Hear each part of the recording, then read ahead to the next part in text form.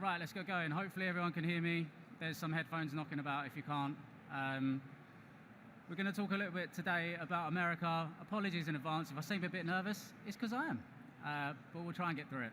So I'm going to take you through just some of my experiences of scaling a business in America. So I'll take you through a little bit about myself. So there's a photo of me in America. So proof that I'm qualified to talk about this because I've been there. Current role for me is I'm COO at DUKE DEXTER. So for those who don't know, DUKE DEXTER is a footwear and fashion brand. We sell to over 100 countries. We're based in the UK. We're from London, founded in 2015-ish, and 40% of our sales is to the USA. Previously, before that, I was a global head of ecom at Oka. Some of you might know that. We're a furniture and accessories business. We grew from quite aggressively. I was there for 8 years. We grew from 5 to 25 million from online. And I obviously helped us kind of launch the business in the States, Oka being primarily furniture, like a very large product. So we had to think of a lot of stuff to get going there. And my LinkedIn at the bottom is Jack Stevens if you want to follow me and learn more at any time. So let's get into it. I'm going to take you through 3 key bits today of my experiences of growing businesses in America: strategy, setup, and then scale. So first thing about strategy. So first thing is, as it is backed up by Google AI here, is America is massive, right? 333 million people versus 67 million people in the UK live there, roughly 5 times as bigger, much higher GDP per capita in the US. So first of all, you need to decide, can you really go and tackle the US? And I think one of the biggest things that people do wrong, and something that I've definitely made mistakes on in the past, is just trying to treat America as this one place. Like, let's go and break America. A bit like if you're a band trying to break America. It's so gargantuanly huge. Many states are bigger than the UK alone. So you need to decide really, first of all, like, do you have the manpower? Do you have the effort? Do you have the time? Do you have the energy, the resources to go and tackle America? If you do, what does America mean to you? What is the first place that you should go in and try and kind of break first or build? No doubt if you're kind of already selling there, you might already have pockets of customers or communities and stuff that are in certain places in America. Could be whatever, New York, LA, etc., etc. But you need to find the ones, scroll through your data, no doubt that you'll be there. Email data, where are the people that have signed up to your emails already from these particular areas? Where are the people that are kind of highest website traffic? Where are you already getting conversions from? And look to scale it from there. And one thing that's really key for setting up in America, which is something that we didn't always do at the start, is around having a dedicated US dollar pricing strategy. I'm going to give you a couple of examples here. So, brand that will remain nameless, DUKE DEXTER. So we've got an example there that's obviously $192 for a pair of shorts. Seems a bit punchy to me. We obviously price our products specifically for the US dollar market. Ours are rounded to $300. There's loads of reasons for that. The benefits of having a dedicated US dollar pricing strategy, I think there's a few things. To be able to correctly position yourself within the market versus your competitors is key. I think if you just randomly have your prices converted, it can make you feel a little bit less bothered about the region. Like it's just a conversion thing, can make customers maybe not feel like you're truly involved in the US game. Lobby extra margin, I'm going to talk a little bit more about that later in relation to like kind of unit economics, but you can definitely push that price a little bit in the US to kind of get yourself a little bit extra margin on those sales. And if you just convert yours or have like a daily conversion thing that runs from your UK prices to US dollars, you can be missing out on some additional margin. So I would definitely recommend having a dedicated US dollar pricing strategy. Yes, it's more effort to set up. Yes, it's more effort to maintain, but it gives you more flexibility if you want to do localized promotions. Dedicated pricing for that area is always something that I've seen work well. But in said that, just an example here, and this is a live example from live-ish from DUKE DEXTER. So our penny loafers, this one here, we have a espresso martini on the front. We sell for $340. In May 2024, because of the currency conversion, that equaled just over £270 for us. in August 2024, because of a strengthening pound or probably a weakening dollar, we only got £258.25 from that particular sale. So it's a 3-month period. The amount that we're getting from the same sale has dropped by £12. Now, £12 might not seem like a lot. It is a lot, right? And if we can have a pricing strategy that helps you to alleviate some of that, then that's always a positive. Now, if you just do the conversion, you'll never really have this issue because it's changed on a day-to-day basis. But I would always recommend that you kind of like have this set price, but beware of this fluctuation. We review our prices twice a year, seasonally. The reason we don't have the dynamic one is often aligned with kind of like our wholesale accounts. So we kind of like consistently price throughout the season and then have moments in which we can review. Next thing about strategy is something that we definitely fell foul to when we first kind of like launched in Oka, is around knowing your holidays, as they call them. So they've got loads of different holidays that we don't have here in the UK. And it's just something I think like loads of people miss, and we definitely miss. Now, this list is not exhaustive, and I'm not saying that that necessarily means that you need to run promotions on all of these days, but you have to be aware of what the key consumption periods are in the US and use them to your advantage. If you don't have a dedicated, separate US marketing calendar, then you're already off to a bad start. So that's definitely one thing I would recommend you do from the start, is look to build them into a dedicated US marketing calendar, which runs on its own separate flow. And then for your brand, it's for you to decide how you want to engage with them. Doesn't necessarily mean discounts. It can mean discounts. Some of them are obviously more discount driven than others. I won't mention Black Friday too specifically, but to give an example of, like, Thanksgiving was really key for us when we were at Oka, right? Thanksgiving is often about having friends over, hosting dinners. So we needed to be really prepared for that as a holiday. In the first year, we kind of weren't prepared enough for that, and I think we missed some of the boat. People are planning guest rooms for people to come and stay like 1-2 months in advance. People are planning what they're having like for dinner. They're planning their kind of like room that they're going to eat in. They're buying cutlery, they're buying crockery. And if you're not organized with that, start talking about that well into like October and looking to build that funnel for people to convert probably at the start of November before they get to that Thanksgiving period. We definitely did that before and were too late. So just knowing your holidays and deciding what they actually mean for you and using them to your advantage is really key. So now let's come to actually set up.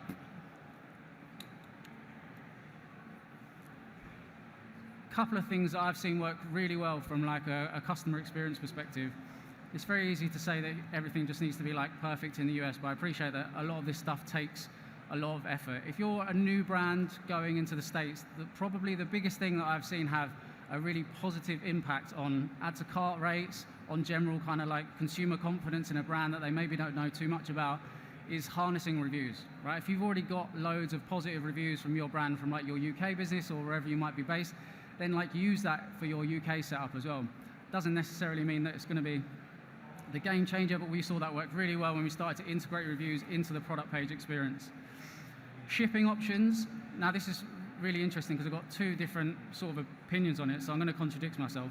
But it depends on what works for you. So at Oka, we were selling high-priced products, right? Some of these sofas, cabinets, $1,000, $2,000, $3,000, $4,000, $5,000. Customers were not expecting free shipping on products like that, but what they were pining for is flexibility. So flexibility in relation to when we can deliver, how they can deliver, white glove services, taking packaging away, not necessarily just free shipping. And I think when there's an understanding, there seems to be like a cultural understanding from my experience in the States that they don't necessarily expect free shipping, even on the smaller priced products and the physically smaller products that we're sending now. So look to test it. Look to test what works for you. Maybe you can offer like free shipping thresholds we've got. If you spend over a certain amount, does that actually encourage a higher basket value? Does it not?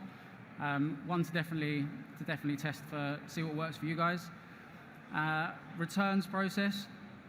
Now, we actually see a significantly lower returns rate in the States than we do in the UK. We see a higher AOV, whether it's just a general sort of like consumer thing or a cultural thing in relation to not returning stuff as much, I'm not too sure.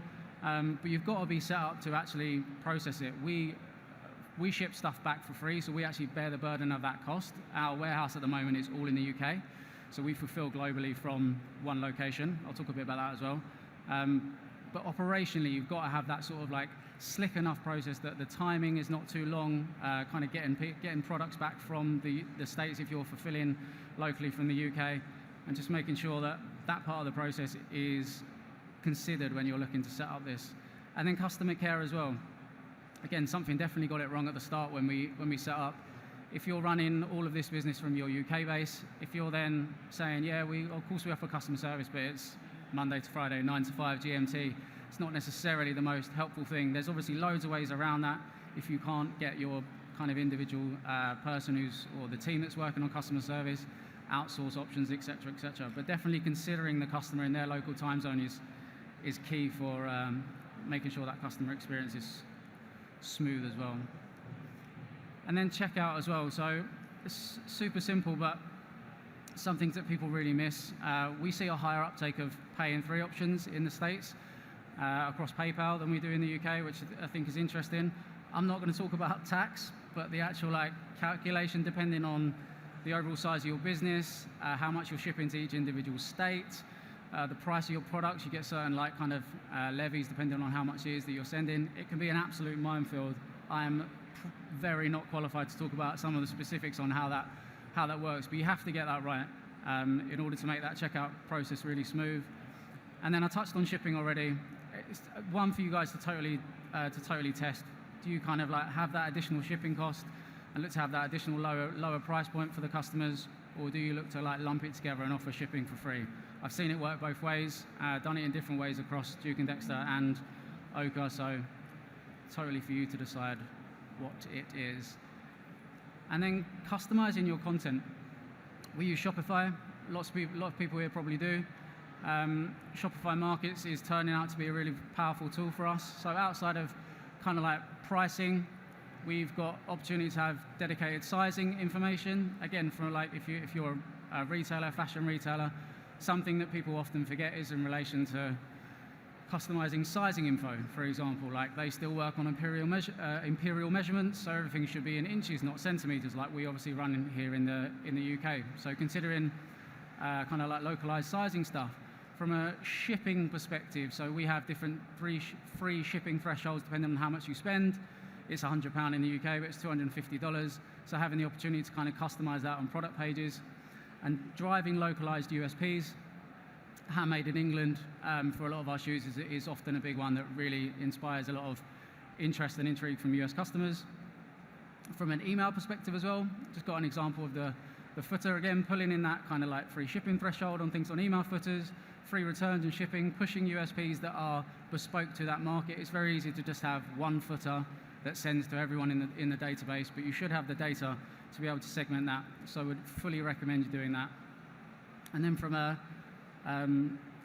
cart perspective as well, we've got customized cart options for what the dedicated one from a payment perspective. So Klarna, for example, we do offer, but we don't offer it in the States because I don't think they integrate with them. So kind of not showing them, and again, showing the things that are dedicated for that. That's just some super top level examples. You can customize so much more. We've got bits that we do on home pages in relation to what the best sellers are. We've got slight cultural differences in what sells best for the US versus the UK versus other regions. So the options are kind of limitless to an extent, but would really fully encourage you, certainly if you're using Shopify and Shopify Markets, to try and harness the power of that particular tech. But, going to contradict myself again, but be proud to be British still. So again, this is something that it's just my experience and the type of brands that I worked with. You'll see a lot of things, or you might read stuff that says you should customize your language, right? Change the word color without the U, change the way that they spell other words wrong. We never did that, right? So if we look at Oka, it's a quintessentially British brand. The whole ethos of the brand is the way that it was kind of founded by these three women. All of our styling it's done is very English countryside. It just didn't really make sense for us to start talking in an American tone of voice. Some people will say that, yeah, if you kind of make it more localized to them, consumers will feel more confident, more happy on your site. I personally think that for us, it was more important to kind of keep the tone of voice for our brand than to look to bastardize it and start spelling stuff in American ways. American consumers as well love a strong British brand. There's been a barrage of success stories of brands that have gone from the UK to the US and really done really incredible things. So use that to your advantage. Like, shout about the fact that where you're from, shout about your Britishness, your Englishness. It's definitely something that can help. You've got to find the balance that works for you in relation to localization, customizing content, USPs, but staying true to your brand as well.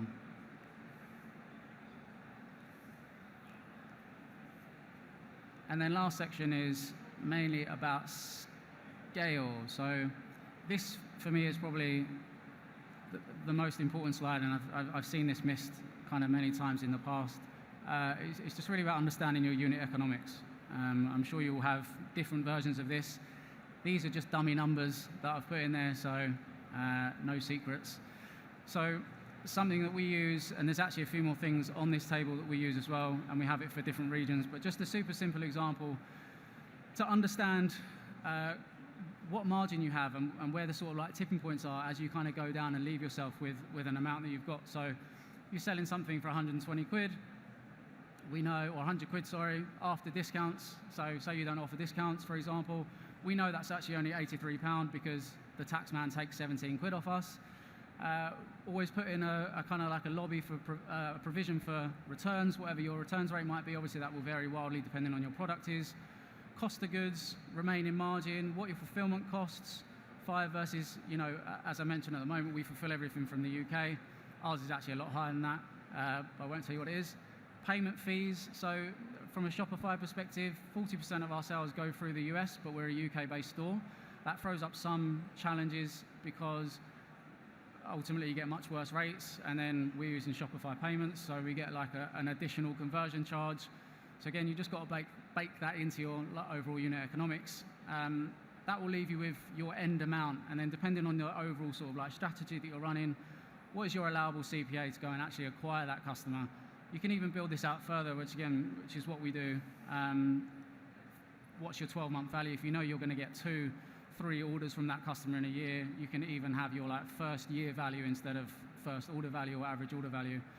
And you can see if everything's the same, then I could ship to somewhere that's 5 minutes from our warehouse in Essex, which is not where I'm from, despite the accent, or I can ship it to the US, and I end up with more contribution sending it to the US than we do kind of 10 minutes down the road, because of some of the obviously provisions that we get on tax and the way that we can lobby margin.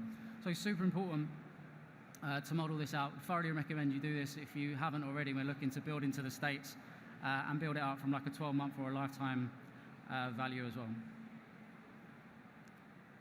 Next thing is around advertising, which would inevitably, and I'm specifically pulling in 2 of the big boys here. This data is from like a 3-month period. I've actually stolen that data from one of the agencies I work with, which I haven't told them about, but I'm sure they'll be fine.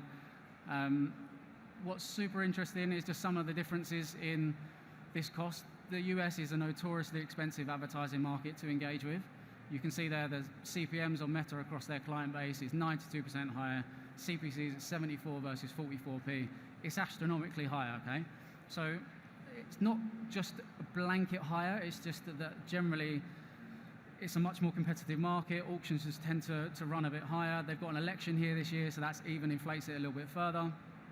There's ways to go around it, right? So I would fully recommend, again, you look for the pockets of performance that exist within your ad accounts already. Double down on the best performing regions. What we find, we don't have huge advertising budgets at Duke and Dexter at the moment. It's very quick for us to dilute our ad spend across too many regions, too many ad sets, too many campaigns, and not really get enough volume going through the specific areas that we want to, and not enough learnings through specific stuff. So I would fully recommend you look at excluding zero value conversion zones, testing localized ad creative. Something that works well for us is our free shipping method. Definitely seems to drive higher click-through rate on ad creative when we use that in the US versus the UK. Again, super interesting from like a US perspective. It will probably be different for you guys. Testing bidding strategies, and as I mentioned, don't over-segment and spread your spend too thin. Find that balance that works for you, because if you spread it too thin, you just don't get enough learnings that go through the account.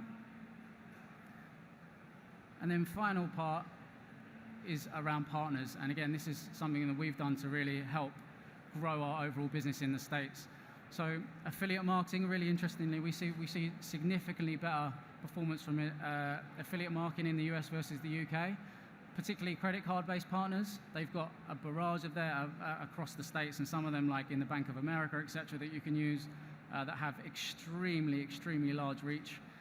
From an influencer perspective, I appreciate this is super top level. I'm just pulling out some stuff that's worked for us. We're kind of lucky enough to work with some really influential influencers in certain kind of pockets of communities in local areas that are important to us.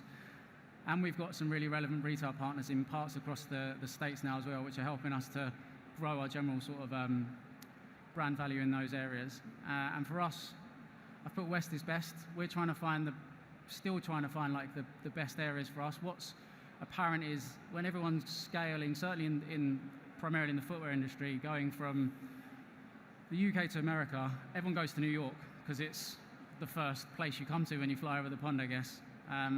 So we're trying to find a little bit of a differentiating factor for us, and probably doubling down more on LA as we go into 2025.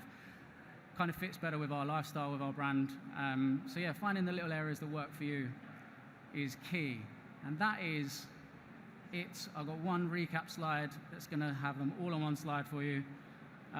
So just to recap, America is massive. Find these areas and these locations that work for you and look to segment where you can, double down on what works. Have a dedicated US pricing strategy.